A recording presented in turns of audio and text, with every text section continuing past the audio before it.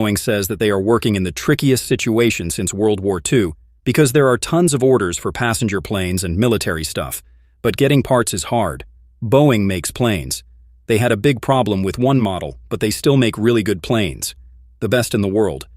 They just had that one issue. So, China told their airlines to stop taking Boeing planes and stop buying plane parts from the US. This started a big fight at the top of American business. What seemed like a small statement caused problems in government and money. It became a huge fight between one of America's oldest companies and powerful people in Washington. Boeing, which is basically American aviation, said they would move some manufacturing to Mexico. This quickly got the White House mad. The president threatened a 200% tax on every plane made outside the US. This wasn't a joke. It put Boeing in danger where they used to be the boss.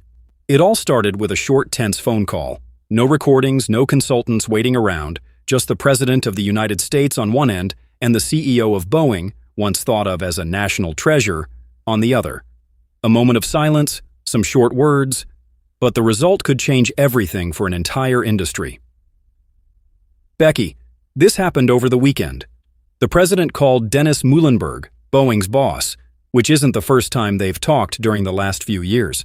In that call, the Boeing CEO told the president about plans to, well, those few words turned into a tense standoff between the government and business.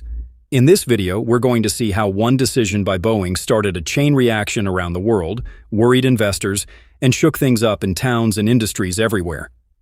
First, let's rewind to that important moment, because understanding what Donald Trump and Kelly Ortberg, Boeing's boss, said helps to realize how the storm blew up. And hey, before we start, hit that like button. It really helps us get found on this video site. After the talk, things got worse, not better. Kelly Ortberg wouldn't back down. The Boeing head honcho went public, saying they'd decided something big. This choice stirred up money markets, got governments talking, and made global supply chains brace themselves. Truth is, Boeing had been trying to find ways to make things better and save money after some bad press and financial strain. Moving some of its building to Mexico just made sense from a business point of view. It's what everyone else is doing. But in a country where being patriotic can affect business rules, it quickly sparked a huge fight. The White House answered fast. The president said plain and simple, any Boeing plane not made in the USA would face double taxes if sold to American airlines. That meant Boeing could lose a big chunk of its home market. But instead of giving in, Ortberg decided to face the issue head-on. He put out a statement saying Boeing wouldn't let short-term government tricks decide what it did. They'd focus on being competitive worldwide, keeping investors happy, and making sure their supply chain was strong. This turned a scary situation into a question. Do companies still have the right to make their own choices in a world where the government has more and more control? Behind closed doors, things got heated. People who care, experts, and leaders argued a lot about the money stuff. At the same time, everyone kept talking about it like crazy. The leaders said American companies have to stick with making stuff here. For Boeing, it wasn't just about being patriotic, it was about surviving in a tough world. Oh, and before you do anything else, remember to click the sign-up thing. It helps the site get even bigger. The fight didn't stay in America. Other countries chimed in fast. China, who buys a lot from Boeing, quickly fought back by jacking up taxes on American planes to a crazy high amount. Orders stopped, and lots of planes that were done or almost done just sat there. Nobody knew what would happen to them. The big boss posted online today saying China had at least backed out of a deal to take all the planes they promised to buy from Boeing. Huge piles of cash were stuck in planes sitting in storage. And it wasn't just Boeing that got hurt. It hit a bunch of companies that make parts, shipping companies, and even towns that depend on flying, like Wichita, Kansas, and Everett, Washington. Faced with this situation, Kelly Ortberg decided to switch things up instead of just taking the hit. He announced Boeing would move its grounded planes to growing markets in South Asia, East Asia, and South America. These areas, with quickly growing air traffic and fewer government issues compared to places like Washington, D.C., weren't just a quick fix, but also a long-term path. The message was clear. Boeing wanted to be less dependent on local rules and show it could handle things on its own. Things turned around faster than expected. In the first 3 months of 2025, Boeing shipped 130 planes, a nice jump from 83 in the same period last year. Profits rose 18% to almost $20 billion. While free cash flow was still negative, it beat what analysts predicted. Ortberg confidently said cash flow would be positive before the end of the year. But the impact wasn't just about the money. In Europe, Ryanair, a big Boeing customer, sent out a warning. If plane prices went up because of tariffs, they'd choose Airbus or even China's Comac. The message there was clear. International customers care about reliability and good prices, not getting caught up in government fights. The face-off between Boeing and the US government showed a tough spot for companies. How do you stay competitive around the world without seeming like you're turning your back on the US? Ortberg's answer was that going global doesn't mean ditching American values. It's what you have to do to stay in the game. Lots of other business leaders felt the same way. Big companies like Apple, Ford, and Tesla, which rely on making stuff all over the world, were keeping a close eye on Boeing. Ortberg's firm stance kind of showed that companies can still do their own thing, even when the government is breathing down their necks. But Boeing still had problems. They were still dealing with bad press from past safety screw-ups. 2 crashes involving the 737 MAX and the 2024 incident, where a door panel blew off mid-flight. These weren't just simple mistakes. They made people, including travelers, feel like their safety was at risk. At the same time, Boeing's space plans were hitting snags. The Starliner program, meant to compete with SpaceX, kept getting delayed due to engine problems and gas leaks. One mission got so bad that space agency astronauts had to come home on a SpaceX ship instead of finishing the trip on Boeing's. Really messed up and people were not happy. So, getting their passenger flights back on track was super important. They wanted to fix things and show they're still an American company that also works all over the world. Meanwhile, Airbus, their big competitor from Europe, was growing globally without the same government problems. To compete, Boeing had to be really careful, changing when needed, but staying true to its roots. They needed to grow worldwide, but prove they were still loyal to the US. This was tough, especially with those huge government deals they had for defense and aviation. Politicians started wondering if Boeing was still looking out for America's interests. This questioning could get even tougher, depending on what happens next. You know, that private chat between President Trump and the Boeing boss became a big deal, which we'll look at closely later in this video. 8 image.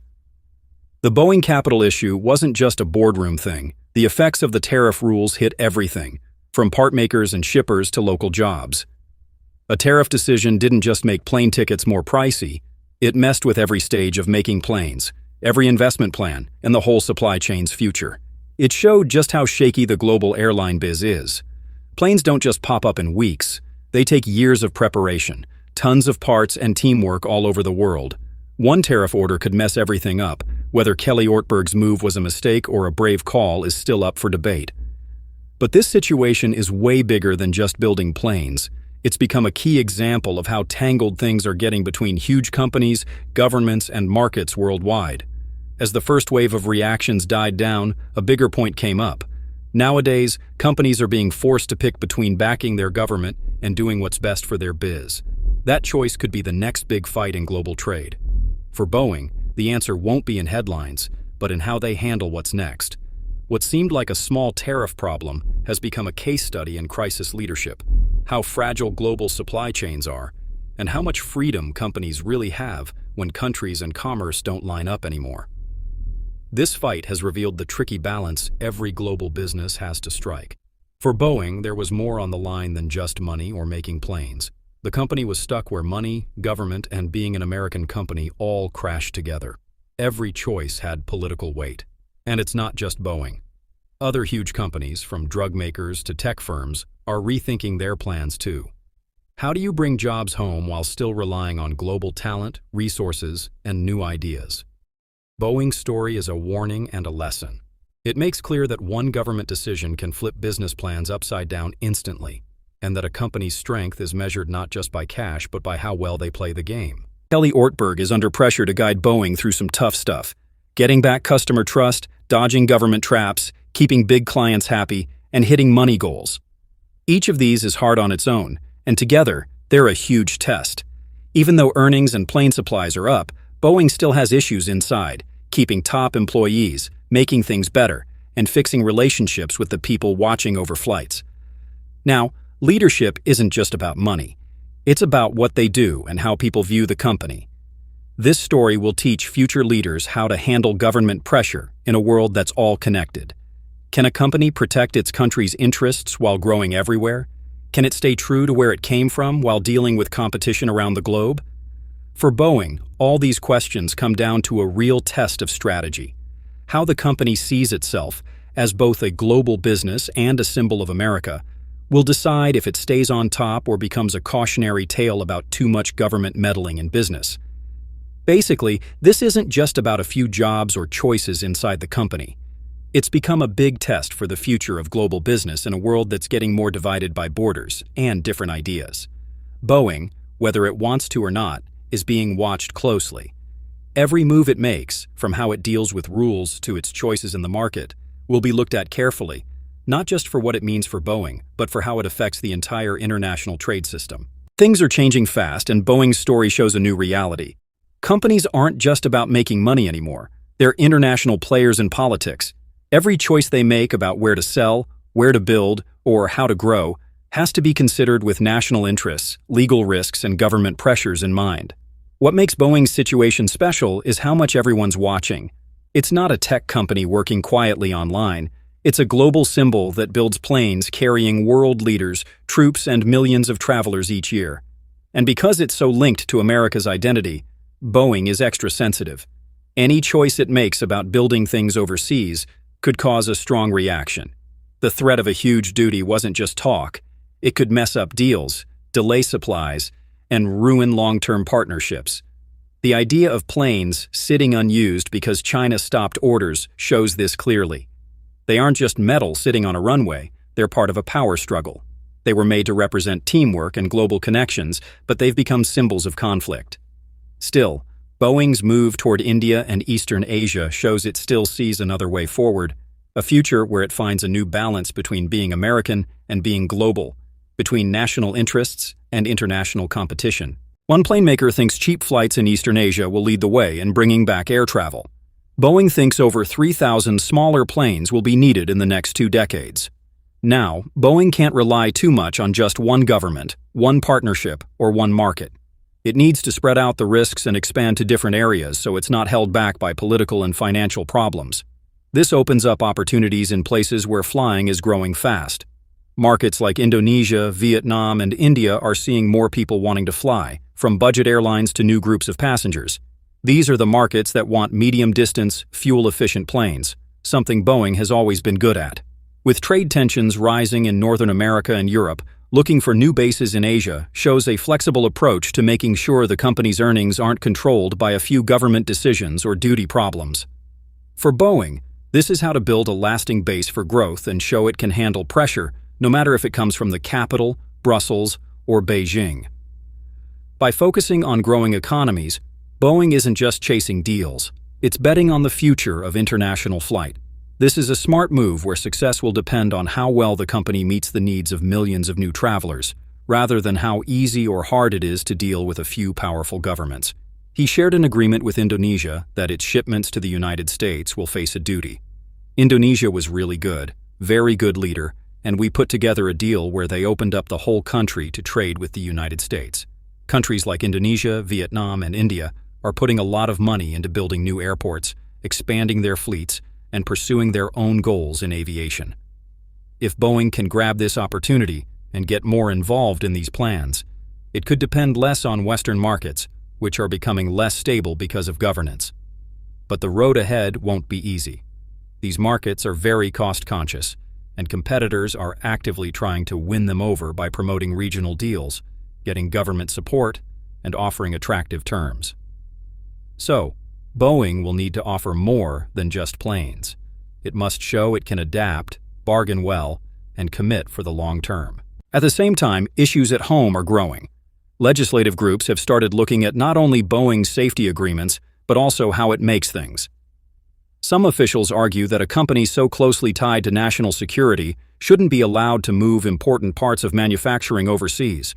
Others say that if nationalism is used to limit creativity and productivity, America will only hurt the global competitiveness of its own companies.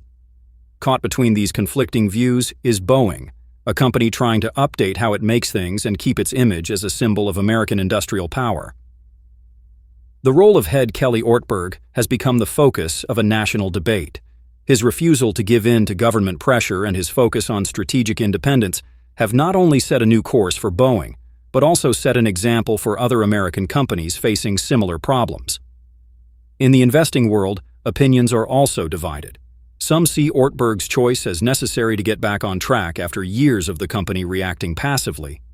Others warn that a direct confrontation with government officials, however justified, could backfire.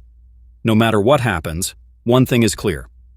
Boeing has become a key example for the future of American industry in a world that's increasingly complex and unstable. How worried are you about what's happening with the carriers not only here in Northern America and Europe, but across the globe, and the reality that they're under enormous pressure? Now, just making top-quality products isn't enough. Companies have to tread carefully in a world where every choice is looked at through the lens of patriotism, security, and financial concern. For Boeing, the outcome of this clash will decide not only profits and losses, but also the company's long-term identity. The question is, can Boeing keep its role as a strategic partner to the United States government while protecting its global freedom? And can it continue to be a global flight symbol without being seen as rejecting its homeland? This isn't something that can be settled in a single financial report. It's a story that will unfold over the next few years, shaped by every choice about people, buyers, manufacturing, and image. In this new reality, Boeing's success may no longer be measured by market share or short-term earnings, but by its ability to adapt and stay focused in a world of constant government change. Boeing now serves as both a warning and a possible example of how an American company can adjust. Its next chapter may focus on three key things: being open, being diverse, and having a good image. Being open is important because trust has been damaged by a bunch of crises, from safety problems to manufacturing disruptions, and silence isn't enough to reassure overseers anymore. Shareholders and travelers all want clear and quick responsibility. Ortberg has started by addressing issues openly, but Boeing must now turn this into real action: strict control, open manufacturing plans, and responsible resource handling. Being diverse, the recent duty conflicts have shown how risky it is to rely on just one market, a limited set of providers, or one administration. Boeing's move into Eastern Asia and South America shows that the firm understands this, yet to make these moves lasting, it must strengthen connections, invest in regional work, staff education, and area distribution networks. As a good image, in flight, image is priceless. Carriers aren't just buying planes, they're buying a promise of safety, reliability, and help for years to come. To really get its position back, Boeing must show that it has learned from past mistakes and is ready to start fresh. Each review, each deal, each supply means it has transformed. These challenges come just as the international flight industry is entering a revolutionary stage. The demand for air travel is predicted to soar over the next 2 decades, fueled by the rise of the middle class in Asia and Africa, along with global sightseeing and trade. At the same time, there's growing to cut environmental releases and use eco-friendly innovations is getting stronger. Ideas like electrical motors, clean flight energy, and future plane structures are transitioning. Thanks for sticking around until the end. If you found this helpful, please hit like and subscribe to support our platform. Your support keeps us going to keep providing more in-depth views in the future.